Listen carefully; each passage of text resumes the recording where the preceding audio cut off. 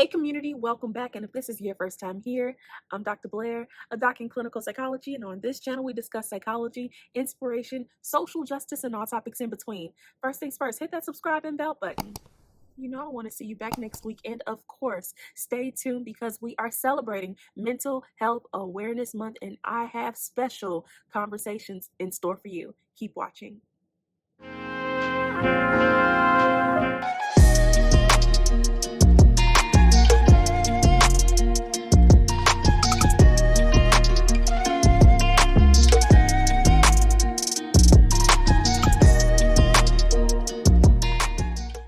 All right, so before we jump into our further celebration of Mental Health Awareness Month, I just want to remind you, if you hadn't caught that video last week, go ahead and catch that episode, run it back, do the replay. But also, as you see, we have on the same clothes. So yes, we did it in the same setting, but I have here none other than my girl, V.Chaney. We're going to be discussing relationships this time. Okay, so last week we talked about mental health, investing in our youth and how that influences their mental health. Now we're going to talk about how relationships impact your mental health. And so for everybody who has their heart in their belly, go ahead and pick it up and give you a moment to recover. With that being said, relationships is a really broad term. I think a lot of times when we say relationships, people automatically think intimate relationships. Automatically think you're talking about a romantic relationship, and that's not necessarily what we mean. I mean, we could mean that. So I think I'm going to pull on both of us to make sure we're being clear with our viewers here of which type of relationship we're referring to. When we talk about whatever we're going to talk about. Okay, gotcha. All right, let's flow. So, I was thinking just the other day how relationships can either help you or they can hurt you. And this is why I look at it in the sense of either it's pushing you forward or it's holding you back, instead of just keeping you stagnant. Why? I am a huge believer, y'all heard me say this in other episodes before, but I'm a huge believer that when we look at the spectrum of movement, when you're stagnant for a certain period of time, actually you're moving back because everything else is still in movement. Everything else is dynamic. It is still having some type of flow. And so actually standing still actually is a type of movement because it flows you backward while everything else is possibly moving back forward or backward. It's looking at the level of speed. With that being said, I believe relationships can push you forward or can push you back. One or the other, right? And so that can be positive or negative. So let's talk about the negative so we can end on a positive note. Well, I want to add something to that. I think relationships can also keep you stagnant too sometimes. And that can be good or bad, depending on what you're supposed to be learning during that season or with or in that relationship. Right? You have some it doesn't even matter what the relationship is.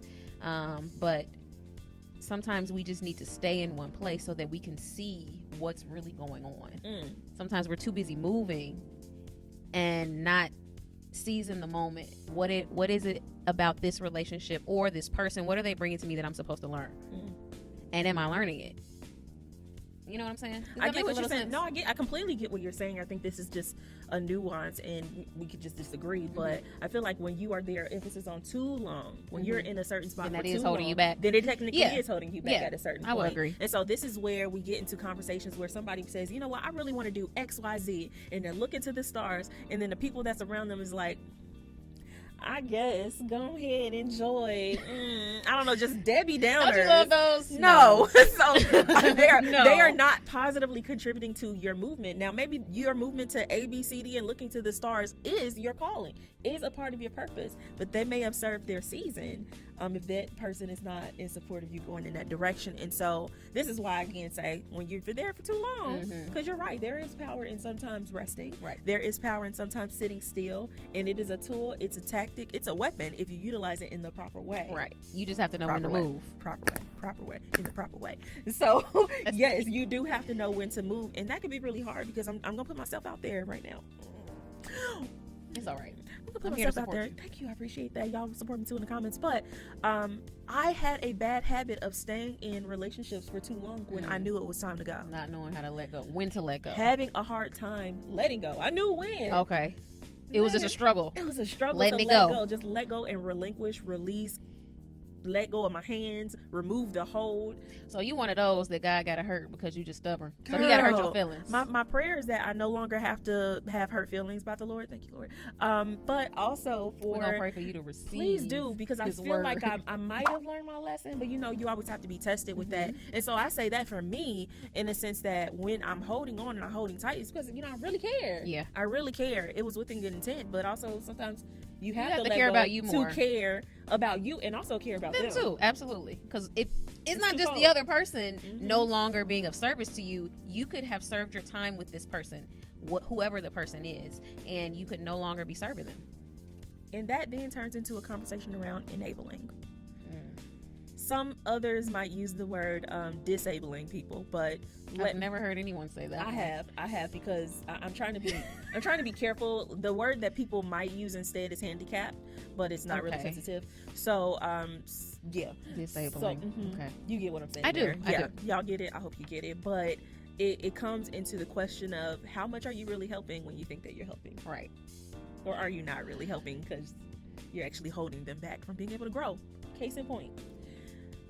I know everybody's gonna. I hope everyone understands this example. I don't make an example, any assumptions, but the whole process of the bird needing to leave the nest. At a certain point, they have to go and fly. Fly on, birdie, right? Mm-hmm. But if they stay in the nest for too long, then they not learn that they can fly. Exactly. That they can get anything on their own. Yeah. So it's the process of actually learning how to step aside and see people struggle. Ooh, that's hard to watch. Very hard. Tell me about it. That's hard to watch. I it's struggle. It's the breath for me. It's the blow into the mic for me. I struggle with the same thing, especially because I care about people so much, and I don't want to see them fall. Absolutely, because I know what it's like to not have anybody and to fall. So I'm like, okay, I got you. It's that scaffolding, but you never letting go and letting them try to do it for themselves.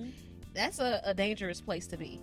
It's a dangerous place to be for them and for myself. So as a mental health counselor and also someone, I don't provide therapy anymore, but I have before. I think that space in doing it in a professional realm it's not easier. Let me just put that out there. It's not. It's not easier. It's very much different because you go in with the expectation that you're going to have to operate within that vein. That's true. But it's when you have clients, when people enter counseling, they have their idea of what it's supposed to be. A lot of times people think that going into counseling, their therapist is going to give them all the answers and fix their life. That's not what we do. And if they are doing that, let's talk offline.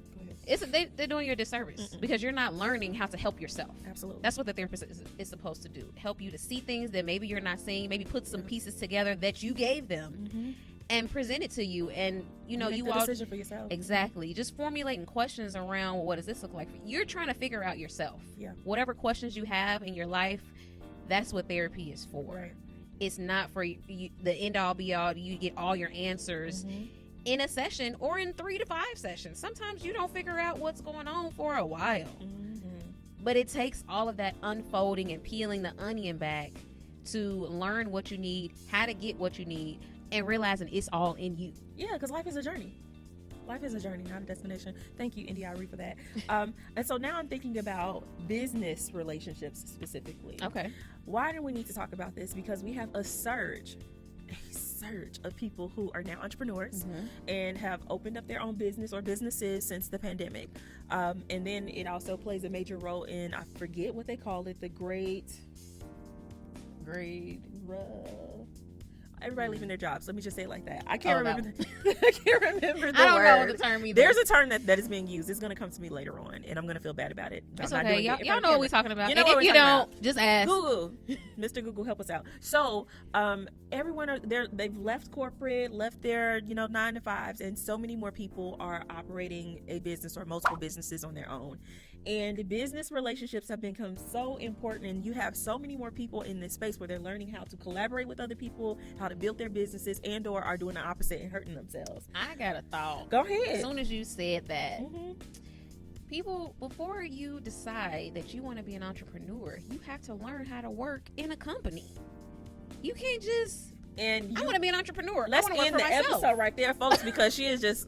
Go ahead, I'm joking. That's good. That's like, good. You have to learn how to be a business person first. You don't just learn that off rip. Most of our families do not have entrepreneurs in them. And so how are you learning this? Who's in your community that you know how to be a business person, that you know how to run a business? Even if those people are in your life, you still need to know what it's like to work for someone, under someone. Absolutely. In order to be a leader, you have to know how to follow. And you got to read a book. Be disciplined. Not the internet, not Instagram posts, little excerpts of books, not listening to a book. You have to be able to actually read. What she's saying is you need knowledge and wisdom, and these are spaces and places that you can get that. And if I might add to that, when it comes to business, the core part of you flourishing in your business is really the relationships that you hold with other people, because none of us can do any of this on our own. No one becomes a multimillionaire overnight like that without having gotten information from someone at some point in time. And so there is value in building a business relationship, which means that there is also a lesson if you deconstruct a business relationship. And so how we operate in our business relationships versus how we operate in our personal relationships, very similar, and also so many more differences. And it makes me think of this Venn diagram where we have the differences and then the overlap that's in the middle, partly because your departure from a business relationship may not be like we're done, never again. It doesn't have to be that. It may not be finite as much as it would be over here in the personal. Why? Because you never know if that business relationship will come back up to the surface, or you may need to. In the business world, is very small.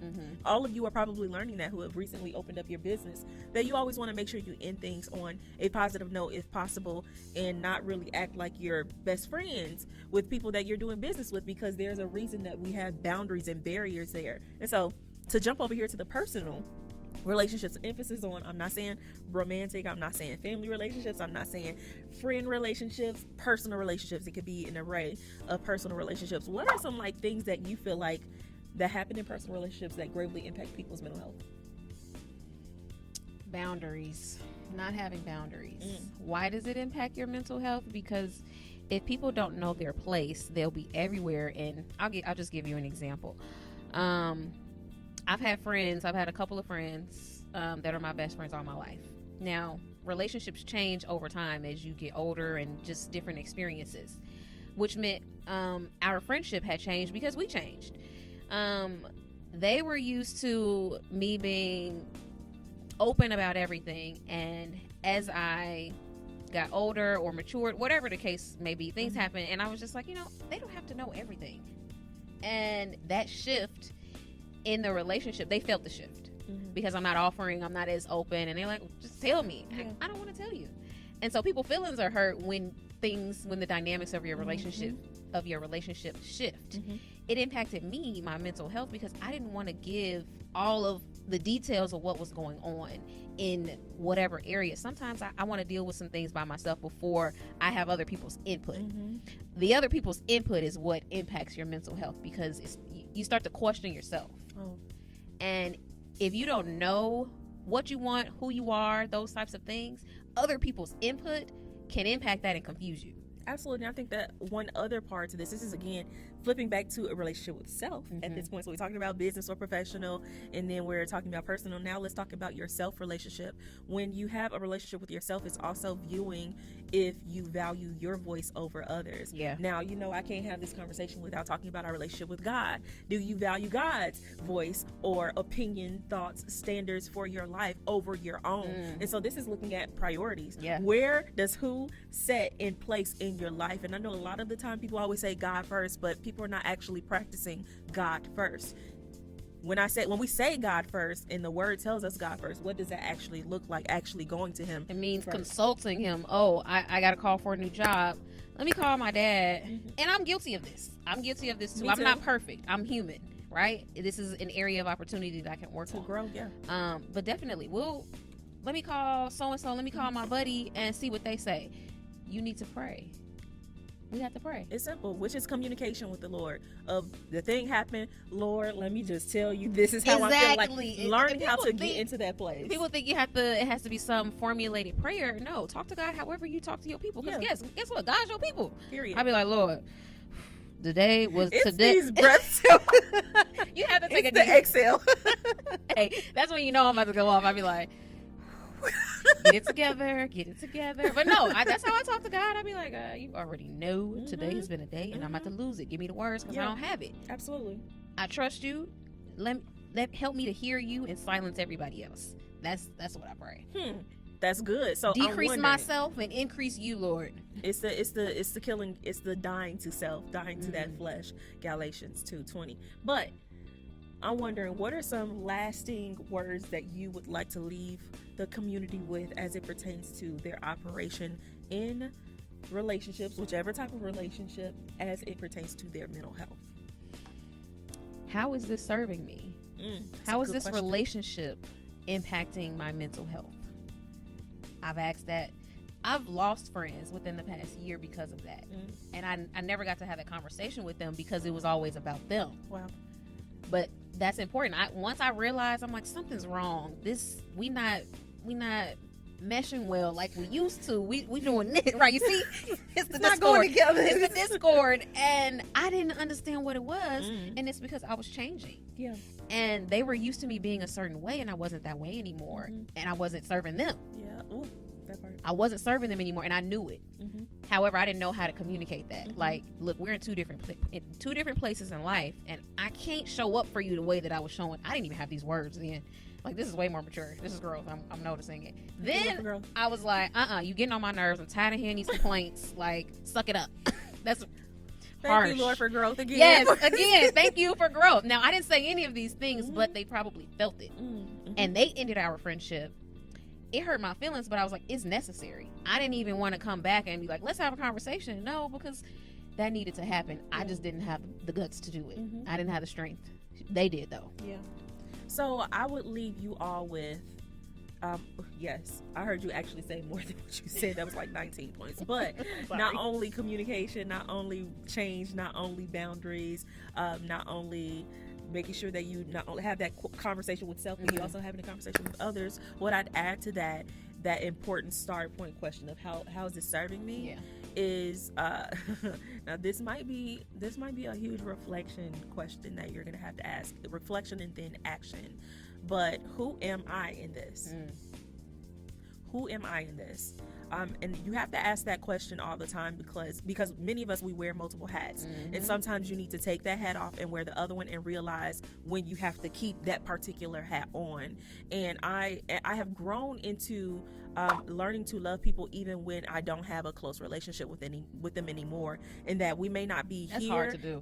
Absolutely. I still might be growing it. It is an acceptance, and it's learning to realize that you're not here anymore with me. I'm not here with you anymore. But I don't have to dislike you. I don't have to shut you out like as if you don't exist anymore and cut you off completely. It's just that we have moved in different spaces and places in one another's lives. And so really accepting that relationships won't always look the same. Yeah. They will always forever change, and this is a good thing.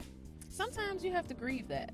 Yes. The adjustments in your relationships, because they're not going to always be how you are used to them being, and you have to grieve your expectation of what it was and what it's not going to be now. Because when I was young, I had young thoughts, and now that I am older, my thoughts also mature with my time. And so I know we can continue this conversation on, but I want to leave the viewers with this perspective, our community with this perspective, or with these points that we've already thrown out here on the table, because it could be a lot to have to chew on, and to pick up the piece that you need to digest and that you need to imbibe, digest, and actually disperse out into this world on how you are going to make that shift and change. The question is, how are you going to do it? It's up to you. And so when we're having conversations like this, of course, my hope is that it translates into your behavior, because I believe that as we change individually, we help make a shift and change in our community, and my prayer is that it's positive. So thank you again so much, Chaney. Thank you. Y'all stay tuned. We have another topic to talk about. One more coming up. We will see you back here next week. Like, comment, subscribe, and share with your community, and be sure to share with someone specific so they can join our community and join in on this conversation for Mental Health Awareness Month. And of course, remember, before you go, and I see you next time, if I'm great and you're great, then we're a great community.